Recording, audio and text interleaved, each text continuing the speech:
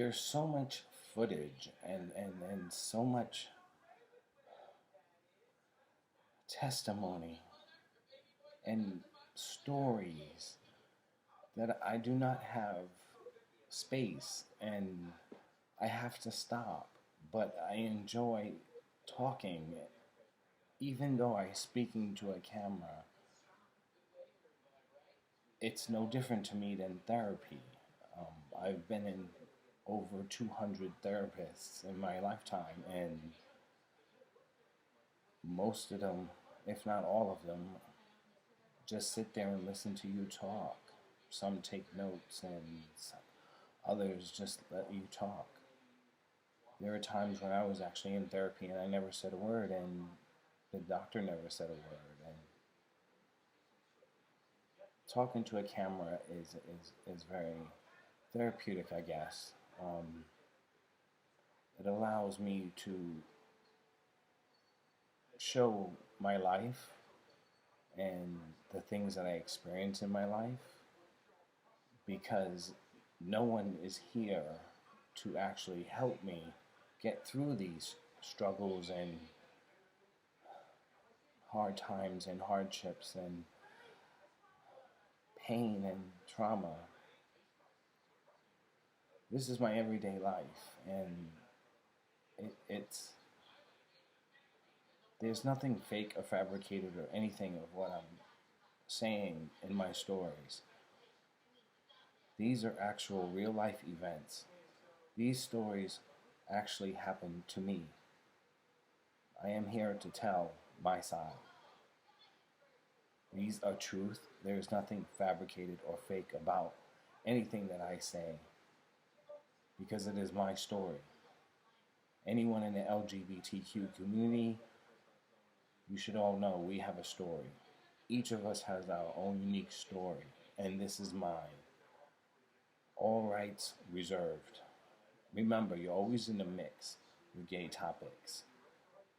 Again, this is Gaytopix, my life, my confessions, my stories, things people don't know about me or what I've experienced. We all know the sufferers of child abuse, of the impact of what it does to a child, especially at that developmental age of 8 to 13. But the pain is not just focused on the actual abuse. The pain is never ending. The pain continues on every single thing that you do. You're always reminded of that trauma and abuse. So you're never really out of it. People may find therapy helpful, but you're still triggered by the events of what happened, and you change your life and perspective as an adult and as you grow up in life. You're always going to be damaged by that sexual trauma. People don't seem to comprehend that, and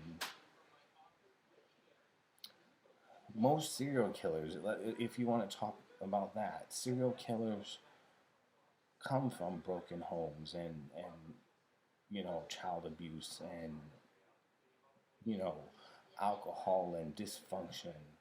You know that that pain is always stuck with you. Again, as you grow up, you have to change your life and change the way you see things, and you are affected by this trauma, i.e., some people become addicts, some people become murderers, some people become socially isolated, some people commit suicide. That pain never goes away.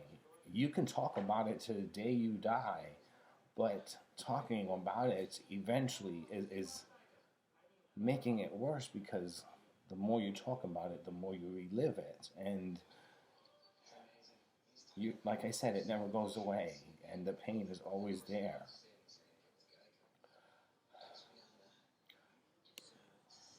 This is my story. I never said anything in relation to this because nobody knows me. Nobody knows who I am. This is the only way that I can actually express myself is by talking to a camera. I have so many videos and blogs and, you know, podcasts that I want to release, but I don't because I want to keep doing this until I feel it has been very helpful and therapeutic, or whenever it allows me to do it because I don't know how much longer I have to live. But doing these videos, even if you have seen them or not, it doesn't matter. Nobody knows or cares about me and is going to have this preconceived judgment of me, and people are going to hate. But that hate and that stigmatization, you know, I'm a veteran. I served in the United States Army, and I actually served in the war that just ended. And I was a sergeant in the K-9 Infantry Division, which meant that my dogs, or I trained dogs to sniff out IED bombs wherever we were deployed or descended into. And unfortunately, my dog, Bill Clinton, didn't sniff out this bomb, and a bomb blew up in front of me, and I flew 30 feet. I am very blessed that I had no reconstructive surgery or anything like that, but that's why I left the military. When I came home, that's when everything was like, whoa. Um, Having Bill Clinton by my side was my essential rock, my blanket, that I always sleep with, or, that picture that you never want to lose sight of, or your phone, you know. He was, he held me together. He held me and kept me sane. And no matter how many therapists I thought, because I thought I was doing the right thing by going to therapy, but he was there and he kept me sane. And I lived my entire life without thinking about my childhood or how I was brought up or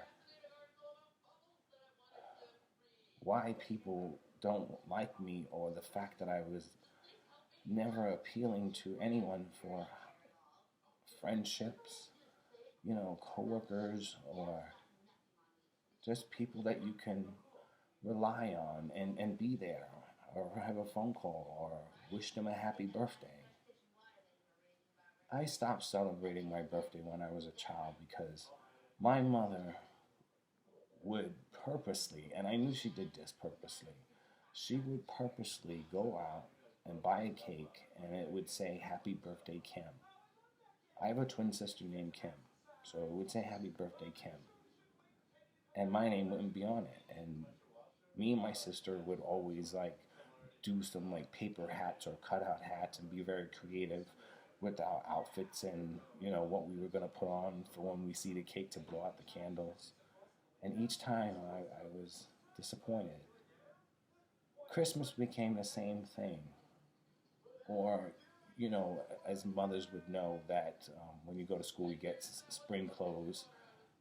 Because we didn't wear uniforms in school. We actually wore our actual clothes. So my mother would do shopping for the fall and then in the spring. And I would know later on that, my clothes were hand-me-downs. Everything that I had was a hand-me-down. And I was meant to stick out. And this is what my mother did not seem to understand. She made me stick out because she hated me. She wanted nothing to do with me. I was that bastard child. I was that child that reminded her of what she had done and her transgressions. But my sister didn't because my sister was the princess. My sister was the only girl in the family. I later find out that my sister's life was ruined by my mother because my mother made her take care of her. And we they tried to put her in a nursing home and she refused, and it ruined my sister's life, and my sister never really got to grow up. Kind of like with me, I never really got to experience life. I've never been on a vacation. Yes, I enjoy the things in New York City that everyone should enjoy, like riding the M7 bus from the George Washington Bridge all the way down to the village, or going through the tunnels at 42nd Street, transfer for the train, or riding the 8 train across Howard Beach and seeing the beautiful water and the airport, you know, or shopping at Conway's, eating Popeyes, or going to KFC, or going to the dollar store, or just the fact of traveling to experience New York City as a citizen is very unique. And I didn't experience that until I got home. And it made me proud to be a New Yorker. But as a veteran, it made me very disappointed. Because as I said, when I came home, things were really fucked up. And I was homeless. I can remember being in my uniform, sleeping on an A train. You know, no one even thanking me for my service. And this is after 9/11, and I'm like, what the hell? And I finally found housing, but again, I have this dog, so he was small enough to fit in my pocket. So I was able to have him, I stayed in 3 years. So 6 months before my 3-year term, and for me to actually move out, so like most of the paperwork was signed, and I saw the apartment, and everything was in transition for me to move in. But 6 months prior to them actually moving me in, they found out that I had a dog, and I was sneaking it inside the room. I had 3 other roommates in my room with me, so they kept the dog, Bill Clinton, quiet, and they walked him and they fed him and stuff like that. In fact, Bill Clinton grew fond of them, and I'm very grateful that they were there. But they disappeared too because they found their housing, and now they don't know me, you know. They used to say, like, you only associate yourself with the people you want to be. So I wanted to be a celebrity, so I would associate myself with celebrities. That worked for a while, but it disappeared. And then I started to associate myself with people who perhaps maybe I can help, or perhaps can help me go through this, pain and suffering, because they too have experienced the same thing that I was experiencing, which was homelessness. And it didn't work. I never heard from them again. And they were threatening to take Bill Clinton away and throw me out the shelter because I had the dog, and it was against city code and health code violations for you to have a dog in a shelter or multiple dwelling like that. But to me, when you're going through homelessness, it is a very traumatic and emotional draining on you, and you need a pet. You need that emotional support. So what better way and better time for you to have an emotional pet, or a dog, or a cat? Now, having a horse or an ostrich, that's kind of out the way, but having a dog at that particular time was very helpful for me, and it made me get through that because it was very degrading and dehumanizing living in those conditions. And I had to do what I had to do, and I was like, okay, fine. I don't have any friends. I don't know anybody. What do I do? So This guy that I knew from Michael, remember, he's the one who made the portrait of me. His friend offered to take Bill Clinton from me. I didn't know him, so I did what I thought was best and put Bill Clinton through the process in the shelter system. He was cute. He was going to get adopted. I know that. And as well trained as he is, he would have been adopted within hours, within minutes, I should say. But somehow, my friend Michael's friend found Bill Clinton, and he took him and was like, "I'm going to take care of your dog. I just wanted to let you know that I found him." It's like, whoa, where did you come from? Who are you? So, seeing that he was going to take the dog and take care of him, I asked him, "Can I see him from time to time?" And because this is my first time away from my dog, and he agreed, and I agreed at that moment. I was like, okay, fine. It's only 6 months. So the 6 months were up, and I got my apartment, and the night I moved in, of course, I couldn't sleep without my dog, and not to mention, each time that I did see him on the street in passing, because he never answered his door, so I would hang around the area, which was Chelsea, and I would hang around the area, like cruising up and down the street, hoping I would bump into him. And of course I did. And he had my dog, and he would like kind of brush it away, or like I'm in a rush to go somewhere. So I briefly said hello, but to me it felt like he was keeping the dog from me. But that became more prominent when I came home, and I knocked on his door, and I can hear him. He had a parrot, one of those cockatoo parrots, and I can hear the parrot, and I can hear his dog barking and movement inside. Little did he know, because I stayed there from time to time. He was a local drug dealer, and he would have to go into hiding, so I stayed there. So when the police would show up, it would be somebody completely different, like, "You're at the wrong apartment." You know, Thank God I never interacted with the police in his shit, but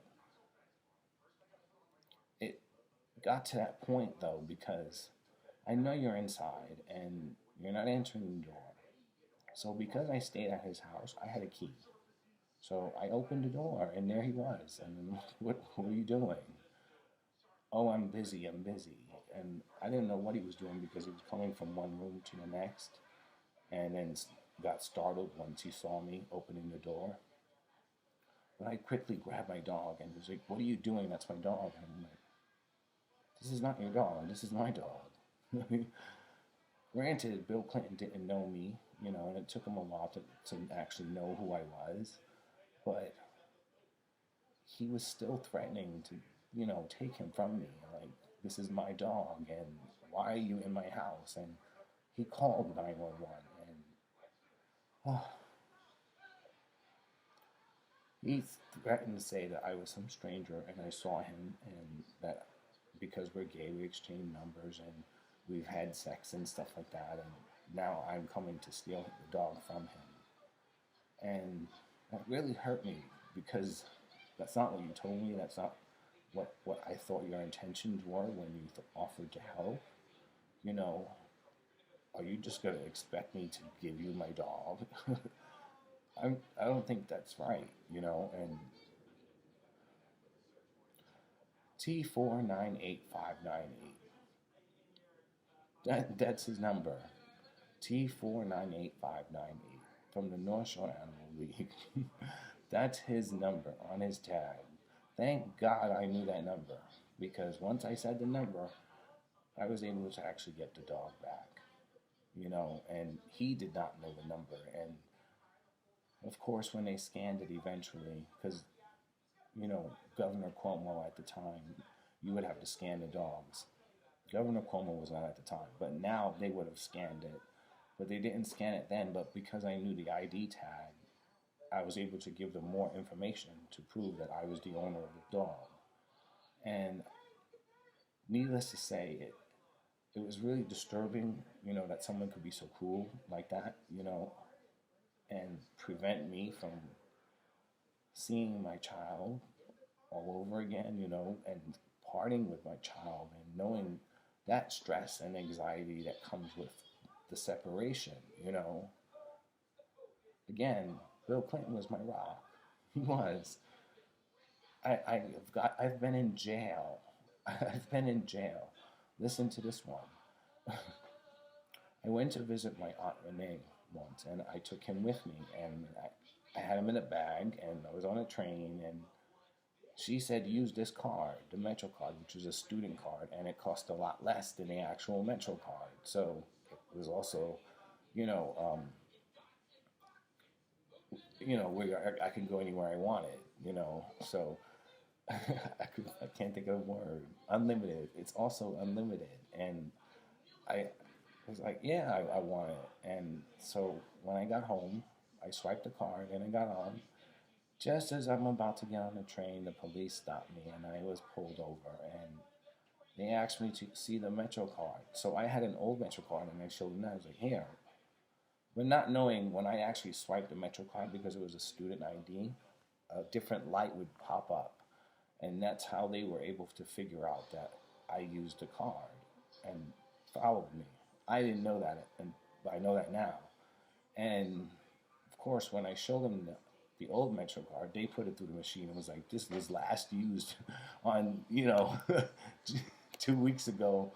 So where's the card you used? And I had no choice but to show them that. But because I lied, and this is what they told me, because I lied and did not tell them the truth, they're going to take me into the, and give me a DEA or DAT, desk appearance ticket, at their transit bureau, which was on 116th Street on the A line, which is not the A line that I was at, and a more accessible A line where I was at. So to be down there with my dog, and I was on my way to Harlem, put me in a huge inconvenience. They put me in the back of the cab, and they told me to calm my dog down because he was scared and didn't know what was going on, was trying to jump out of the bag, and I'm trying to calm him down, and they're telling me that they're going to put him in the shelter system, and I have to be detained overnight because the captain was not there, and I can't get the DAT, and it was just one excuse after the other, and I was like, all because I used a Metro card to save money? what the hell? And I have my dog, and you don't see me as a threat, and to me it became very clear that it was all about quota because they didn't care about the humility and the shit that they were putting me through.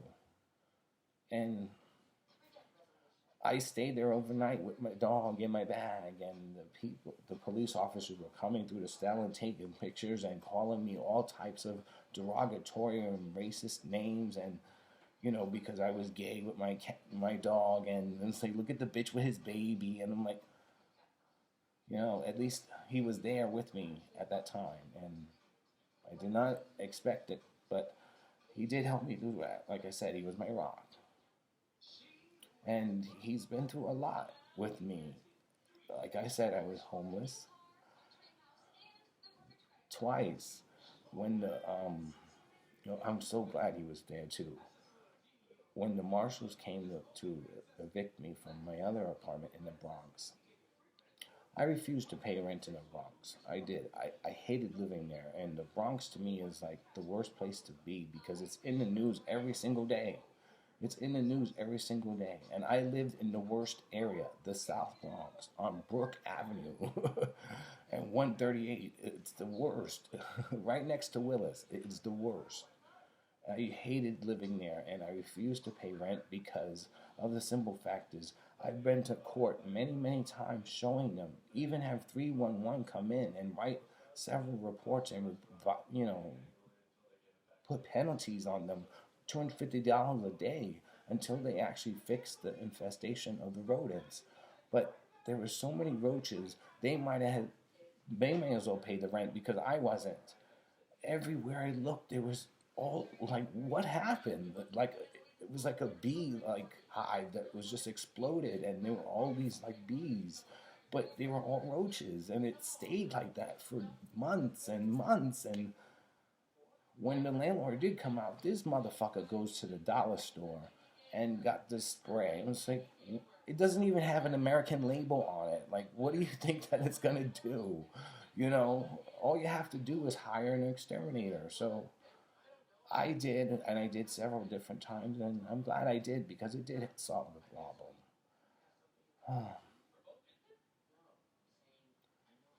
But because of that ongoing issue legally, I was like, I'm not paying rent, and I'm stuck in this lease for a year. Well, my luck, all I had to do was show up to court with a new motion to dismiss, and as you know, resourceful as I was, and as fresh as the internet was, because it was just evolving, and I knew I can find violations or things that worked in my favor to delay the case. And this went on. My lawyer was impressed with me because it's legal aid. At one point, they were like, "Can we just stop this?" But it just kept going on, and every single month I had to show up to court, and I showed up to court for 6 years. So for 6 years, I didn't pay a dime in rent. But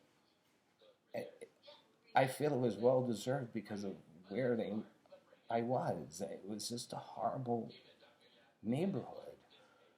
It was so bad. Like, I remember once there was this show called World's Wildest Police Videos. Well, one night they had this one episode where they had New York City NYPD, in riot gear with tear gas and bombs exploding, and it's like, wait a minute, that neighborhood looks really familiar. That neighborhood looks really familiar, and it was literally right outside my window. I was like, whoa. I had to get away from there, and I'm very grateful for being in an apartment that I am in now, but it's the same thing with the neighbors. Like, the neighbors are not very social to me, and they see me all the time, and it's kind of troubling, you know. They steal my packages and open them and steal and leave the box empty. They call the police on me. I always feel like, people don't accept me and the effects of what trauma has done to me or understand. People have always said I look at life through a different lens, but perhaps that different lens is because I've been sexually assaulted and my innocence taken away from me. It's This is why I say Bill Clinton was my rock, because I never thought about this. I never thought about these feelings or these, you know, flashbacks until he died. And I would tell people, because they would see that he was sick, but no one really said that your dog is dying. But I would tell people because I knew that he's dying, and when he dies, I'm going to go crazy. I shouldn't say go crazy because there's a stigma on that. There's a stigma on everything. But people don't listen. If you listen, you actually understand. But they don't listen. I look at people like who smoke cigarettes. I myself smoke cigarettes. So, but I look at people who smoke cigarettes. Back in the day, I used to smoke cigarettes, and I would hold up the cigarette, and random dudes would come up with lighters ready to light my cigarette. And to me, it made me feel so beautiful. They would comment on my hands, and after they light it, they would want to hold conversation, and I get to meet somebody and eventually have sex with them.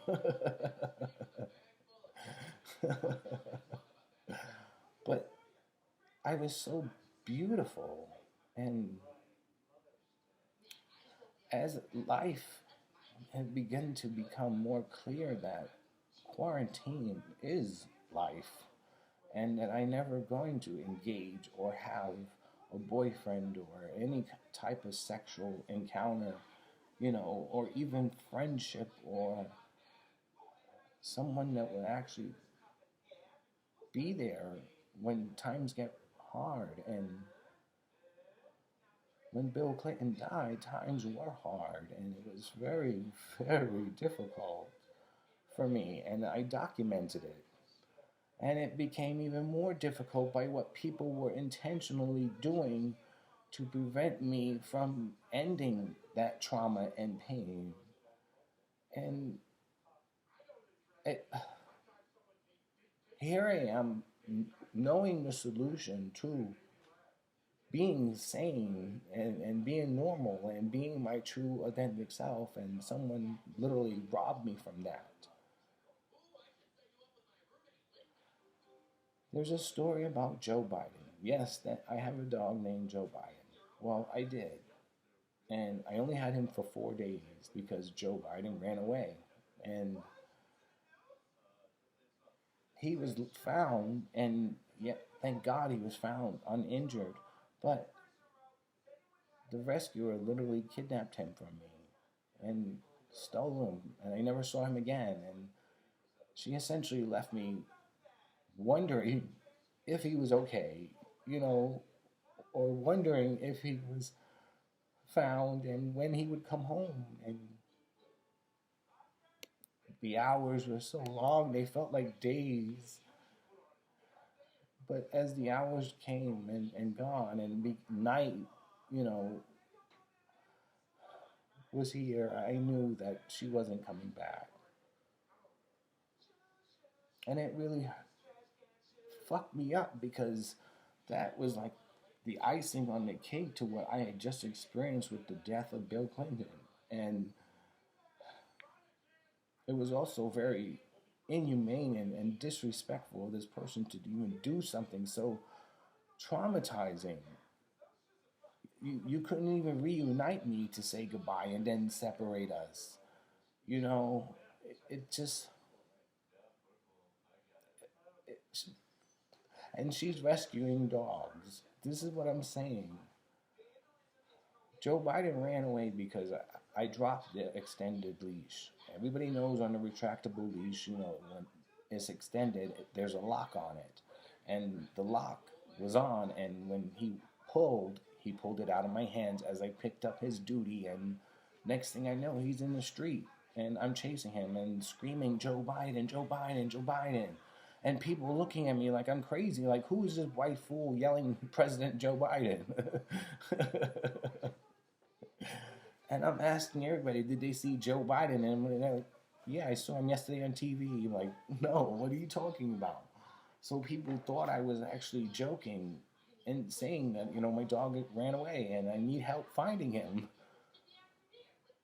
The police did get involved, but after he was found, she refused to return him, and it was her right to do so as the rescue, and she thought that would be the best and well-being of the dog. But to me, it's not, because the dog made a mistake. And to learn from the mistake that he just committed, I need to teach him that. And by you taking him away from me, essentially is not correcting the problem. And to me, I questioned why this person was rescuing dogs if she didn't know that common fact, and I wanted to give up so bad, and I continued to record and record and record and record, and there's so much footage, either it be by voice or by video. I tell my story. This is my life, and these are things that actually happened to me, and people don't know. And the help that I have received is not the help that I need. I don't even think I need help. I just need a friend, someone who understands. Like, why is it so hard for you to just simply listen to what I'm trying to say and then not judge me, because after you listen to me, you're gonna judge me. And I say that because I got another dog, and his name is Bingo, and he was 3 months old. And for the first 90 days, every single day, I was cleaning up pee and duty. It was so frustrating. He did not get it. He did not understand, like, the wee wee pads, or even newspapers, or even stuck inside a corner, or even outside, not moving from the tree, and he just did not get it. But one day he did, and I was very grateful for that. But prior to that, I actually think that day that he knew how to pee was what actually transpired. And I'm about to tell you what happened. I sent an email to the rescue, and I sent an email saying that, do something now, or I will regret, basically, I will regret doing something that I don't want to do. I only said that because had I just actually said, my dog is having bladder problems, and, he's peeing all over the place. What are you going to help me with? I actually prefer in writing on, some type of training method, on how to handle the situation and stop him from peeing all over the place. But they didn't do that. What they did was they called me, and I explained to them why the email was like that. And I was very grateful that they are on the phone with me. And I told my story, and I told them what just happened with Joe Biden, and I told them the death of Bill Clinton and how long I've had him, and the things and the happy times and the sad times. And they're telling me that he has a urinary tract infection. Attorney General Letitia James recently found that dogs literally are coming by the van loads and truckloads in cages from Tennessee, Texas, and southern part of America, and they're coming here sick, and they're not telling the potential owners and adopters that the dogs are sick. So for her to suggest that my dog had a urinary tract infection without ever seeing him, or even meeting me or speaking to me, made me think that she knew that the dog was sick. So I questioned her about it. You know what she did? She secretly recorded me, and the entire conversation was being transcribed to the dispatcher of 911. The things that I was saying, because my vulnerability is my strength, and I don't care what people think, because me telling my story has been able for me to move on in life. And I just never told my story to anyone. I just told my story inside my head. And now I'm telling my story, and it felt good. And I was telling her that, it's not a urinary tract infection because I don't see any signs of an infection, And she kept going on and telling me that I was not taking care of the well-being of the dog. And that she was going to have somebody come in 20 minutes to my house to take the dog from me. I disputed. I was like, what the fuck is wrong with you? Why would you even do that? Well, it's clear to me that you can't handle the dog and his bladder problem, and we have to take him to a vet to be evaluated and so forth and so on. I'm like, wait, where is this coming from? All I asked you was for advice, or perhaps I was doing something wrong, and the more I got, I was defensive, the more apparently the police did not like. And the next thing I know, someone was at my door, and I opened the door, and there's 8 police officers. And they throw me against the wall. I drop my phone, I'm in handcuffs, and they take me downstairs to be evaluated, which was very, very dehumanizing because you had me sitting down on the sidewalk for more than 10 minutes. You know, you could have had me talking here in my apartment, have some coffee or something, or you could have had me in a squad car. You know, you had me on a sidewalk where everybody can see me, all for this woman who doesn't know me from a can of paint, thinks that I'm not a good dog owner. You undermine my 21 years of experience of having a dog. You also undermine Bill Clinton's life. And to me, it's kind of, she made me feel like a failure. And I don't know this person. And to have a stranger make you feel like a failure, it was like, whoa, you know. And so they had me in handcuffs and they had me on a sidewalk because we were waiting for a social worker to come. Here comes some old lady showing me this ID. How do I know you didn't get that printed on 42nd Street? You're just some random old lady, you know. And I tell her the story and she gets on the phone with the rescue. The rescue tells her side of the story and then they're like, okay, we need to have you evaluated. I'm like, what? It's because you said you would kill yourself. I was like, of course I did. She asked me, what would I do if, you know, I took the dog away from you? What would you do if I took the dog away from you? And I told her I would possibly kill myself because I can't suffer another loss. That would be too much for one person. And I probably would kill myself. And I was being very honest and transparent with her. Just because I said that does not mean that I'm actually going to do that. I'm talking. We're having a conversation. That's how I feel. That's how I'm going to express myself. Doesn't mean that I'm actually going to do it. And the problem with the police is that they use too much force on unnecessary things. These things are not necessary for you to put me in handcuffs. I'm not a threat to you or anybody that's there. You know, you don't need to show me off like I'm some cattle or some prize that you won, you know, in front of everyone to see and be humiliated over again, you know. So they're not making the mental aspect of it all helpful. So, like I said, the help that you get is not the help that you need. The social worker was also not the help that I needed. Granted, a social worker should be on set, but I think it should be a doctor because social workers literally are not educated enough to handle the situation properly.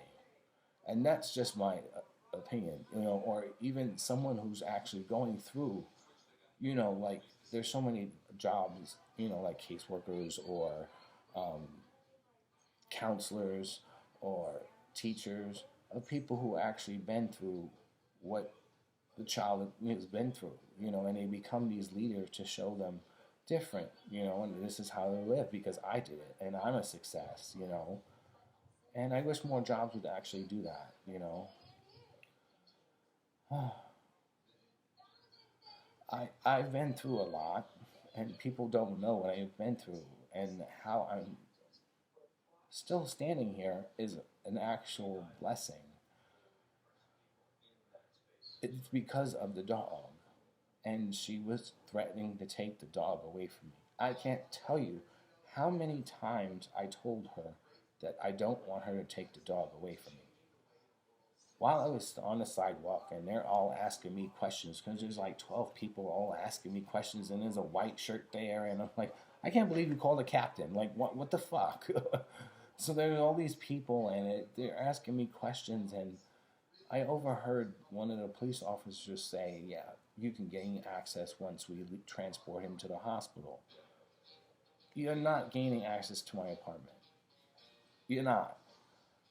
I don't know why I did it, but I guess it was my instinct to do it. So I literally jumped out of the seat while handcuffed and I ran back upstairs to lock the door because I did not have the keys.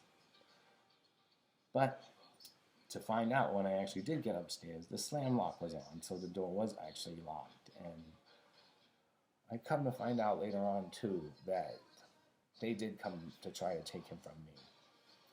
He's also microchipped. So for the next 3 or 4 months, I always felt like someone was following me. Or when someone introduced themselves, they were asking me too many questions that were very personal in relation to his adoption. And like, I don't know you. Why are you asking these personal questions? And I would see people, and then I wouldn't see them anymore. So I felt like I was being followed. Not to mention that I can't tell you how many times, because I live in the ghetto. It's not one of the greatest neighborhoods there is, but it's very historic, and to me, it's beautiful. I enjoy my walks around this neighborhood, and I guess it's just me, or the situations I put myself in, because I don't have to live here, but I need to. There's no other place for me to live and get on my own, because there is no other people. It's just you. It's just you. And it's always been just you. I had a heart attack once. I spent a week in a hospital. No one came to visit me.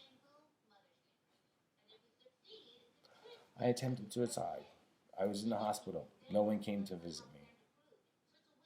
I don't even have an emergency contact. My appendix was removed, and it exploded while I was in the emergency room, and I fainted, and then I woke up in recovery, and no one was there to greet me. I I began to see things that, yes, that it's a part of life. So injuries, are a part of life, and homelessness could be a part of life, and trauma can be a part of life. But to me, from being a child and being completely isolated and basically on the system and left alone,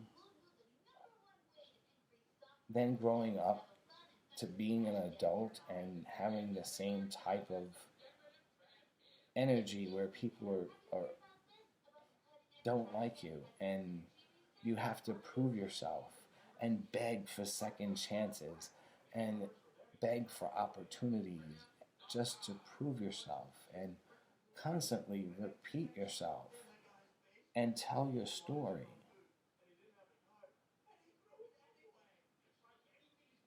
But no one knows a damn thing about me. I don't remember the last Christmas present I got. I don't. People like, buy yourself Christmas presents and birthday presents, and I do that, but it's not the same. It's not the same. Like in 2000, I think it was 16. In 2016, I'm going to come back to you on that, but it's in 2016.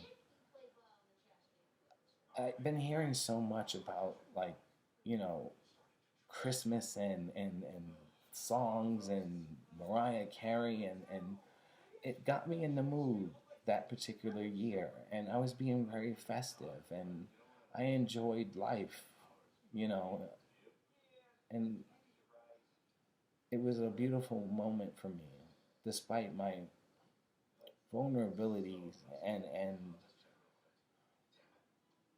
disabilities and things that were happening in my life at the time. I was still very beautiful. I had Bill Clinton,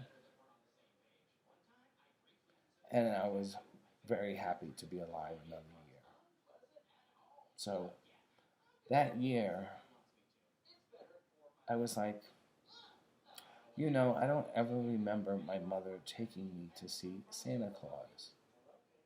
That's the God's honest truth. I've never seen Santa Claus, other than pictures or traveling inside the mall at Christmas time and seeing him there. You know, I actually never sat on his lap. And I was like, whoa, That's kind of fucked up. Why would any mother deprive a child of such a magical experience and life-changing experience at that? It's Santa Claus, for Christ's sake. And as I got older, I guess I never really thought about it until that very moment in 2016. And I went to see Santa Claus at Macy's. I even worked at Macy's at one point, and I never saw him there. But that particular moment, I was like, let me see Santa Claus. The, the line was different because once I actually said that I just want to see Santa Claus, they separated me from the ones who actually were taking pictures with Santa Claus. So I saw Santa Claus, and as I was standing in the line, there were disabled people and elderly people, and I grew very, melancholy because those people were me, essentially, and they still had the belief that Santa Claus is real, and I did too. And I really believed he could help me because at that point, Jesus himself could not help me. I was baptized, from one religion to the next, and I went to Bible study and I joined several ministries and I gave so many tithes knowing that I'm poor. It's just, I've been asking for the same prayer since I was a child and it's never came true. But that's another topic. And I felt happy because, you know, this is what everyone in life should experience. And I'm actually experiencing this right now. And I waited and there's all these beautiful decorations and, train sets and snow and things like that. And the elves' names were Squirt and I think Trip. Squirt and Trip. Something like that. And they kept you entertained and stuff like that. And I thought they were very weird names for elves, but to me they were just like cladly women in short, skimpy elf uniforms. But Macy's. Let me find out Macy's is like Vegas. I don't think that would be good for the kids. They can't do that. But I waited in line, and once I got to the end, I saw Santa Claus, and to me, his face and his beard and everything like that was very familiar to me, and I got deja vu. Like, have I seen you before? Is this what, like, do you know me? And he said, of course I do. I'm Santa Claus. I've been checking my list. And I said, no, seriously, do you know me? And he goes, what can I do for you, sir? And I said, well, I told him the story, and I unbuttoned my coat, and he gave my phone to an elf, and it was called an Elfie, and he took a selfie with me, and I thought that was very cool because I wasn't paying for the picture, even though it came out fucked up, it was still a good picture, and I didn't pay for it. And to me, he said, don't worry, it will come true on Christmas morning. And I was like, okay.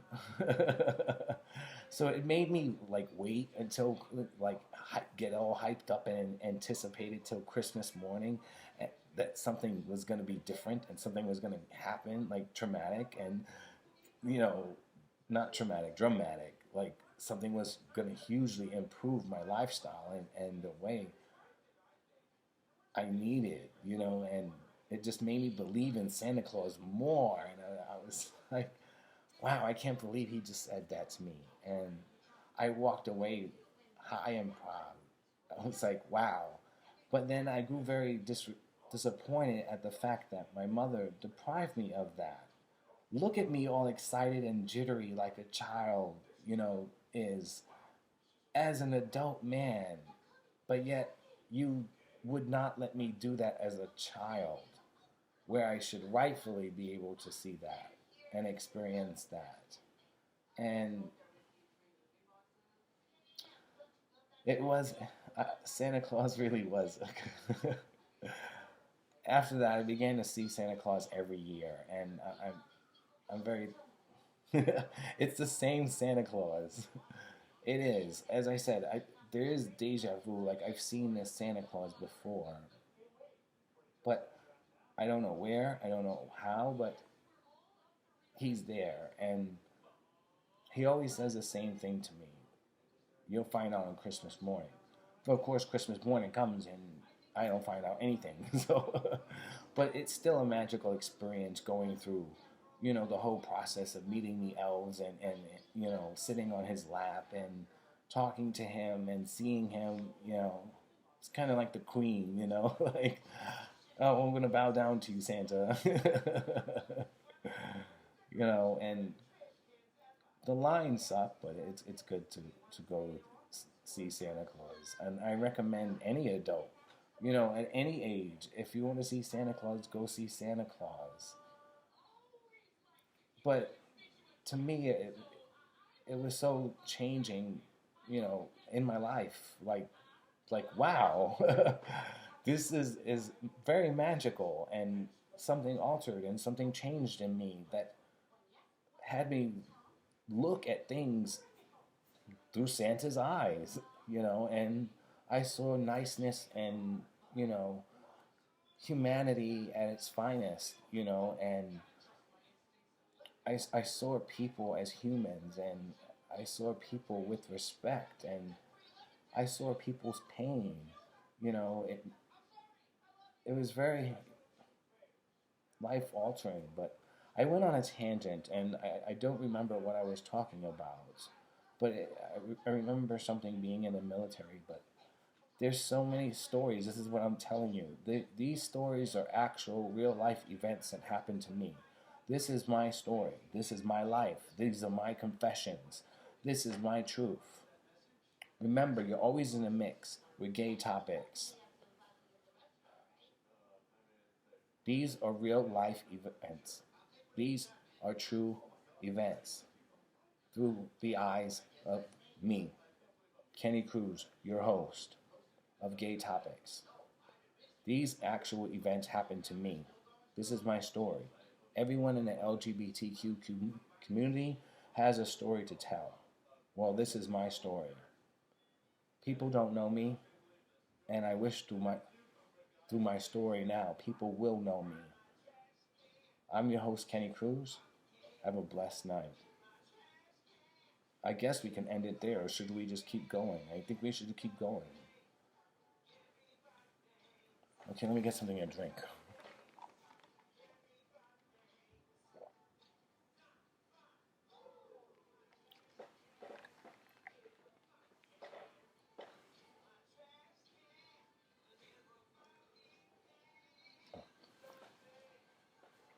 I wasn't finished about bingo anyway.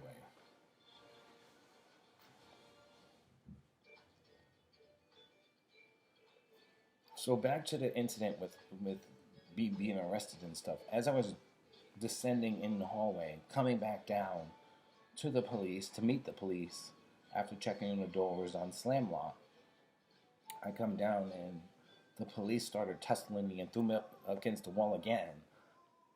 To me, it's too much rough and force, and too many of you to have that on just one person.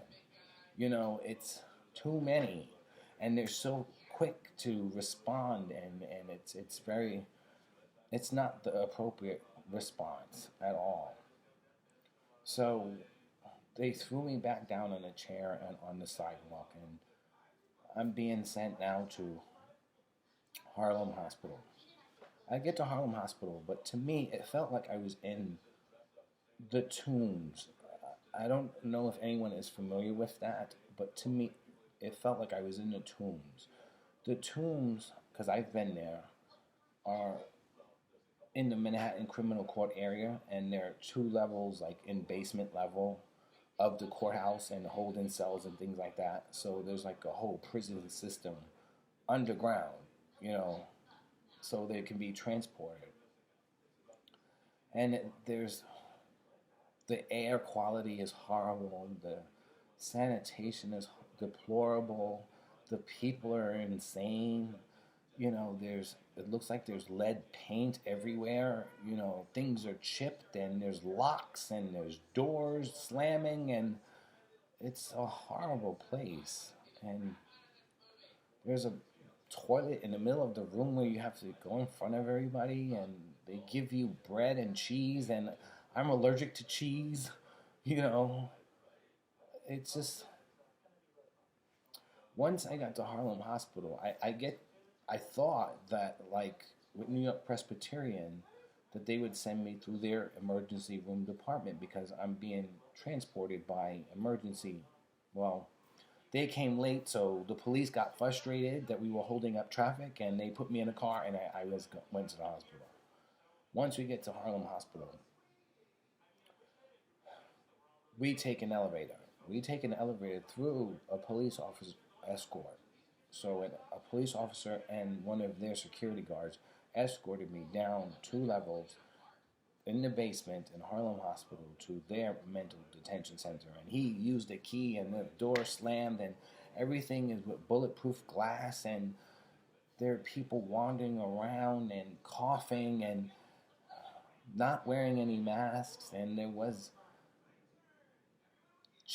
like plastic chairs and a TV that you can barely see or hear and it was just an awful place and they're asking me to give them my phone and everything and I'm trying to explain to them it's like all the information you need is right here on my phone, you know, but they refused to and I had to strip down and be put in one of those gowns and be sent off to wait for the doctor to evaluate me. That's one thing I've always hated about doctors and patient relationships is that it's always so quick. You wait so long to see the doctor, but it's only for 2 minutes. For 2 minutes. Like, why am I waiting for you all this time for you to see you for 2 minutes? With my old doctor, Dr. Oliveri, I love that about him. Even though it was 2 minutes, it was still a very memorable experience and a very helpful experience. You know, I grew to love him like my father, and I miss him. And I'm not saying that because of the medication that he prescribed me, but I was saying that in the way he changed my life. He made me beautiful. He made me be a desired man. He made me feel love and affection. Although I didn't get to experience it personally, I got to experience it publicly. And I had so many fans and so many people loved me and so many people were so excited for me and wanted to be me and they probably still do. They've even used my name. You know,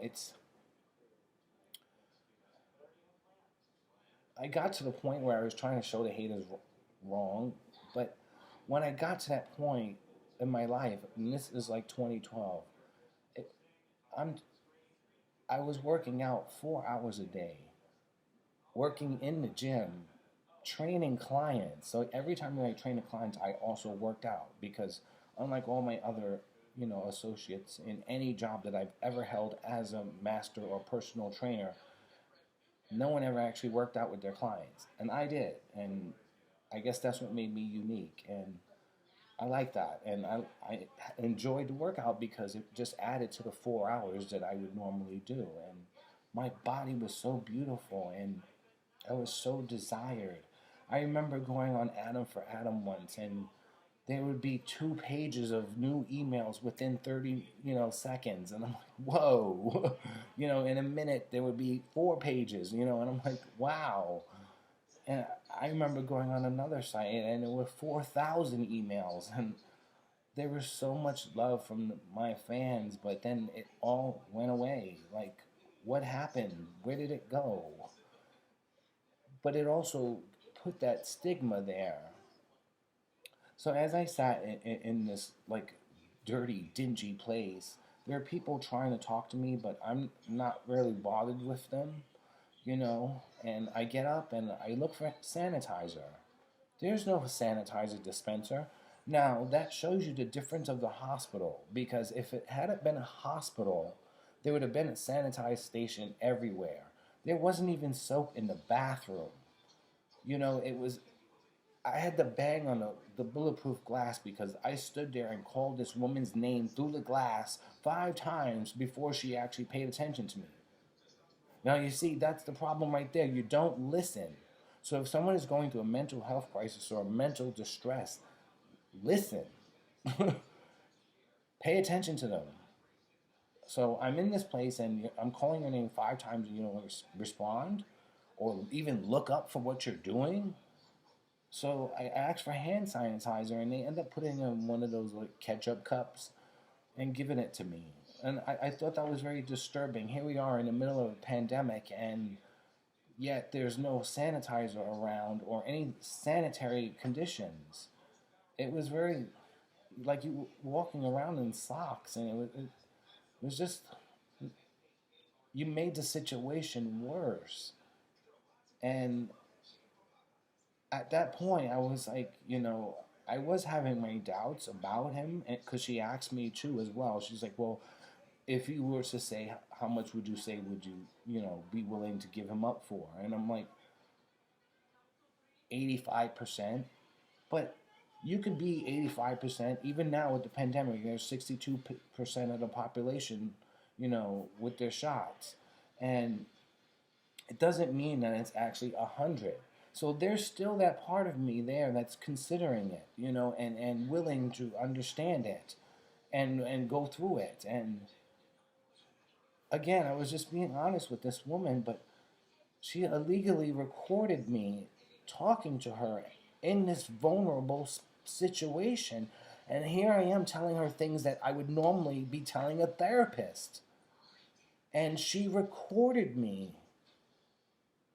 And that was very, like, uncivilly. Like, she violated me in so many ways. I felt victimized all over again. And her solution was kept. I'm gonna take the dog in 20 minutes, and we have to remove the dog from your home.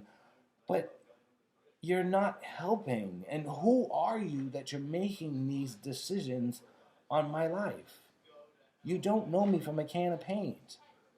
I felt like I was Britney Spears because, as I said, the police had to evaluate me. EMTs had to evaluate me. That old lady social worker had to evaluate me. The police had to, when I got to the hospital, had to evaluate me. I had to be evaluated once I got inside the mental ward, if you want to call it that. You know, all these people were placing judgment on me and don't know me. And that's the problem that I'm trying to convey here today. And I've gone through so much in my life and so many things have happened to me, but no one has actually been there but my dog.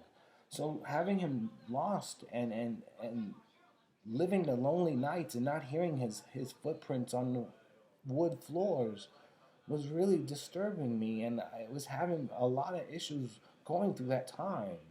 And I went through that time alone.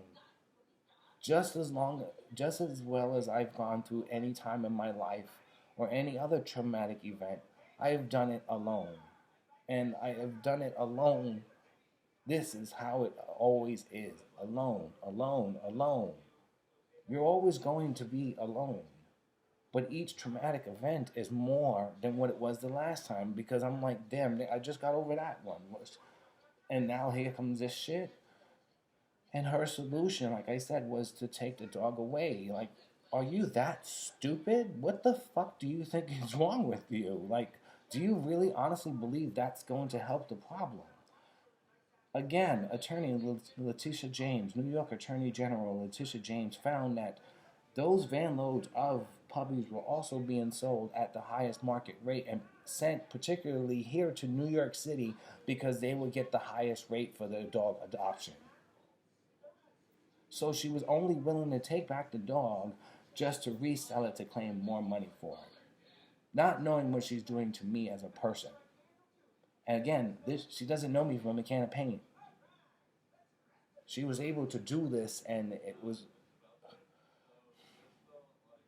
there's nobody there to speak up for me. There's nobody there to say, no, let him do it. Like, there's nobody there who knows my personality. There's nobody there who knows anything.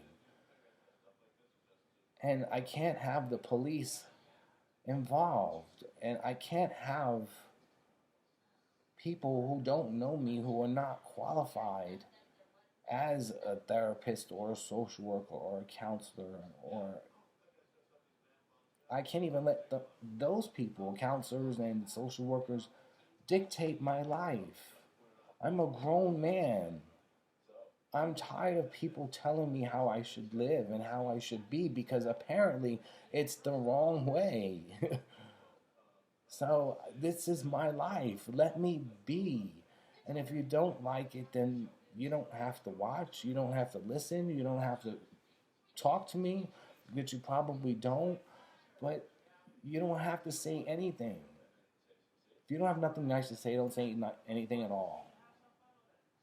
But that's what's troubling, because I've never given you reason for you to not to say anything but something nice. I'm a very respectful man, and I, I it should be the other way around. Now that I think about it, I should be the one respected for my duties and as an armed service member. I, I, I used to be saluted. I'm not saluted anymore, you know. When I used to walk in a club, I used to part, you know, and so many people screaming, you know, my name and saying, I love you, Poppy. It's all gone now. And I'm not the same person anymore. And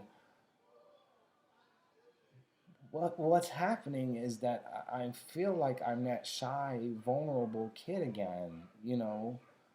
And that's why these memories are coming back to me over and over and over again. Again, these memories are true events. These are actual events that happened to me in my life. I, there's nothing fake or fabricated here.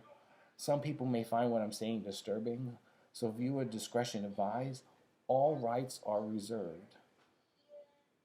I mean, as I try to live and the people that I've encountered, I've always thought they would see things like I have or that I do, and are willing to extend their, you know, arms for help, or, you know, embrace you and join you on your path to success, and vice versa. You become best friends, or as they did in the army, battle buddies, you know. I would always wish that someone that I could meet would do that for me. And again, it just, and I end up being alone. And after I returned home from the hospital, they knew that I had the dog. And as I said, for a while, I felt like I was being watched. Then I was summoned. They want to take me to court to take the dog away from me, and hired an attorney to take the dog away from me. I'm willing to let go of the medical bills, also the vet bills, because he didn't have a urinary tract infection. And also the emotional distress that you put me through, but you're making it worse. So to me, they're trying to publicize something that really should not be publicized, or you're looking to profit off of something that should not be profited off of. My pain is not your moneymaker. I'm sorry, this is my story. This is my story. This is true events. These are actual life experiences that I've had throughout my lifetime. I have no idea how I'm still standing here to this day, because it bothers me when people think that I'm going to commit suicide. Bitch, I already did that. It didn't help. It's like cocaine. Bitch, I snorted cocaine when I was in college. It didn't help. You know, it's the fact that they don't trust me, or they believe something is wrong with me mentally, it is making it seem like there is something wrong with me. Is there something wrong with me? And it has me questioning, is there something wrong with me? I this is who I am. Why do I have to prove myself to you or to anyone for the sake of my or what you think is my sanity? Do you know that I like riding the bus, as I alluded to earlier? Do you know that I like doing that? Do you know that I like my dog and walking my dog? Do you know that what my favorite color is? No. You don't know me, and it really pisses me off that I'm constantly having to explain myself over and over and over again. And here we are today. I'm sitting in front of a fucking camera because there's nobody here. There's no friends here. There's nobody here. And I want to talk, and I don't want to, seem like I'm crazy because I'm not crazy by talking to the fucking walls. So I'm talking in front of the camera. And it's helpful, I guess, in a way, but it's still nobody here.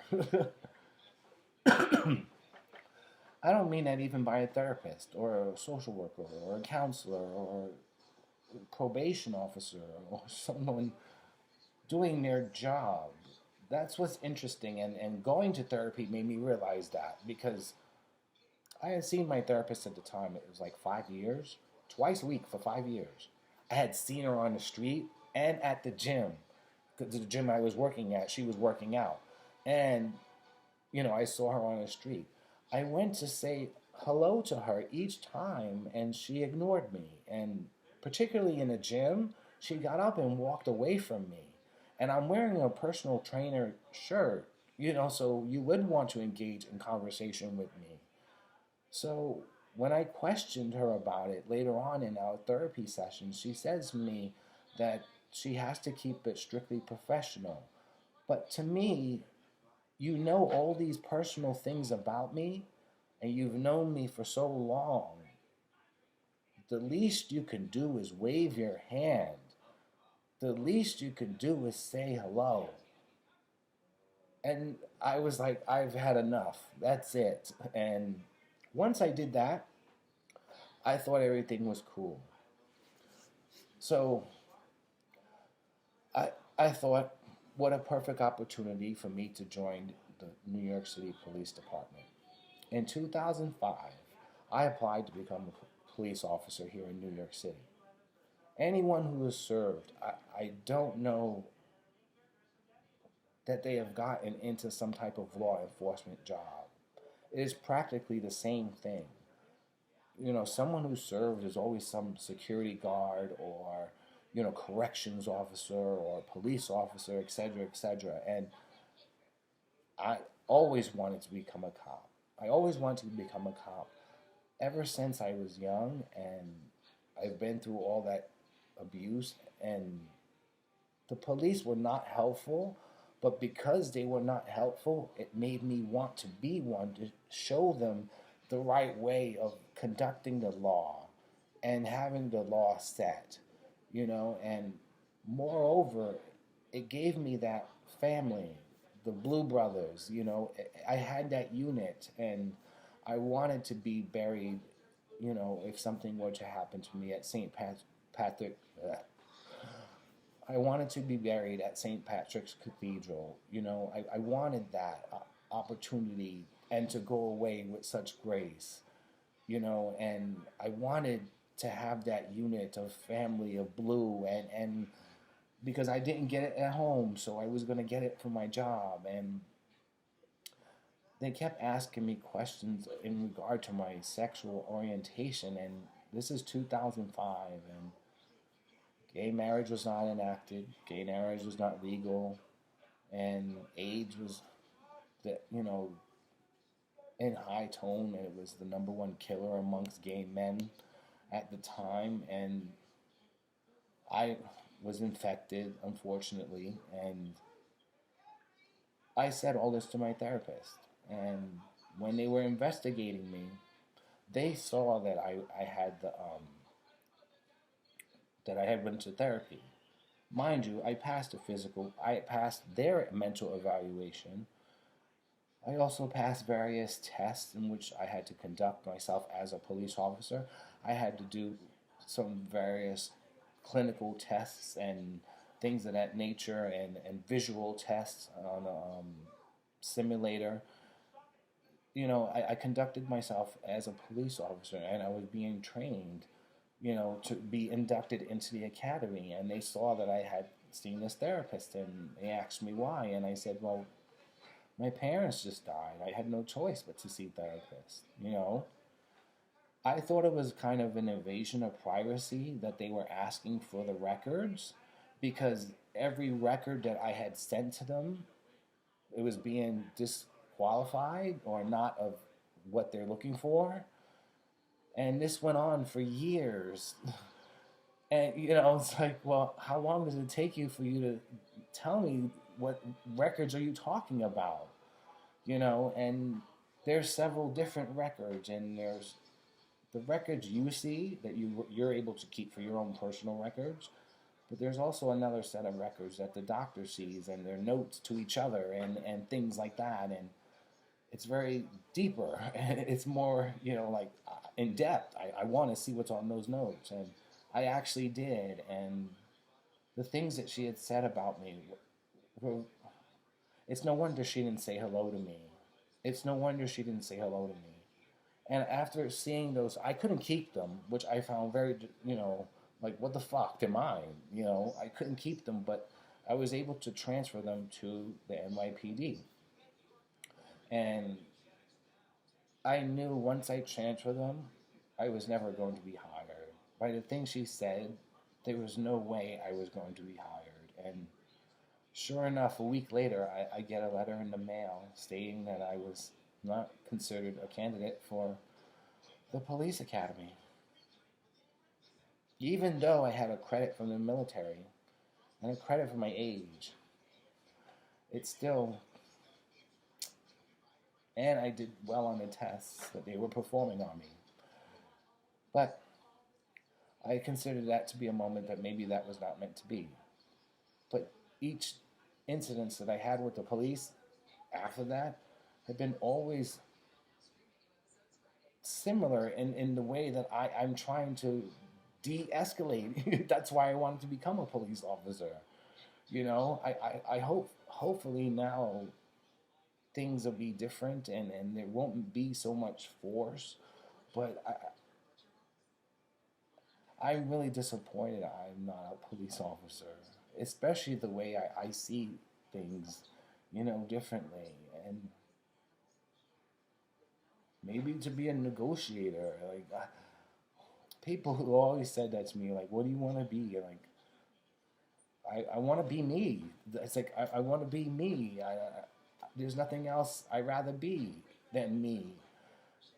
I am strong, and I'm going through a lot, and I have my story, and my story is very painful and broken, and I'm a damaged man, and this damaged man is very lonely. It's very lonely.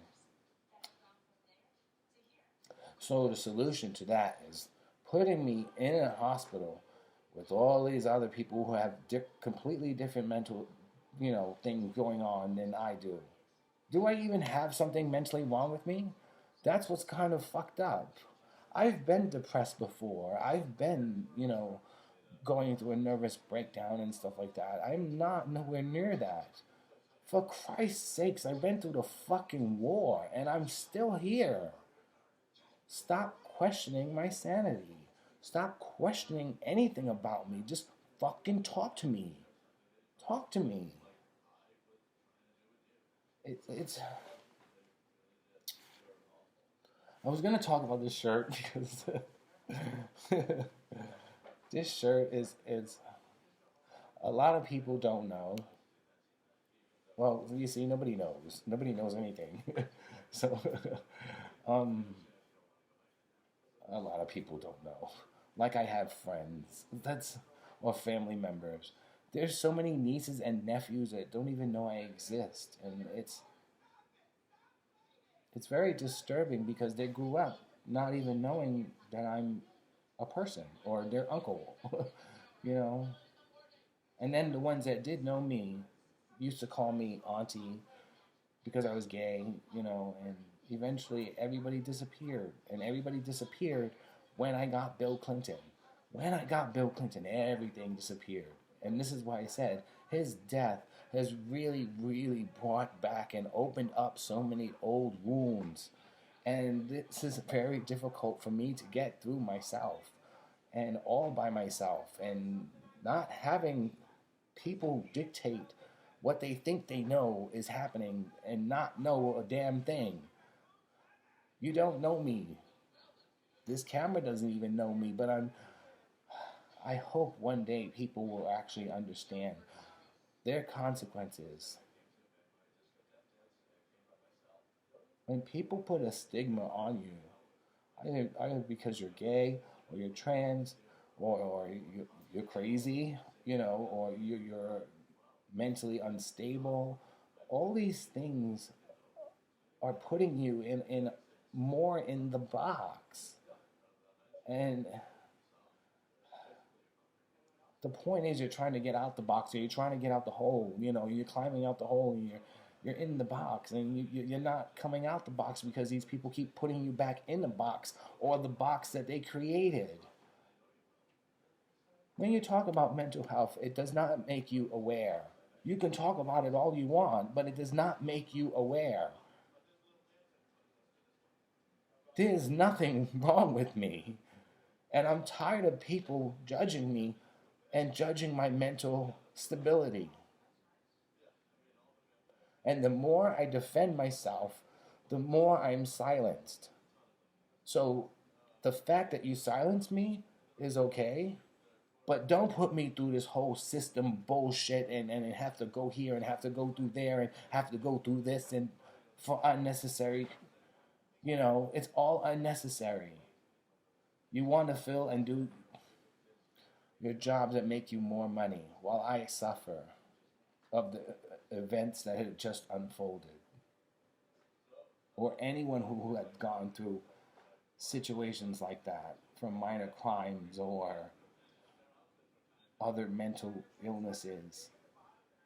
Find that now everyone that commits a crime has a mental illness. That's not true. That's not true. And because someone sees things and does things differently does not make them have a mental illness. They are individuals. They do go through life in their own right as an individual. And this is my life, and this is my own given right to go through life as an individual because I'm by myself and there's nobody here. And I decided to record my journey, and I really hope people can actually see a side of me that they would have never guessed, and a side of me that really needs to be addressed.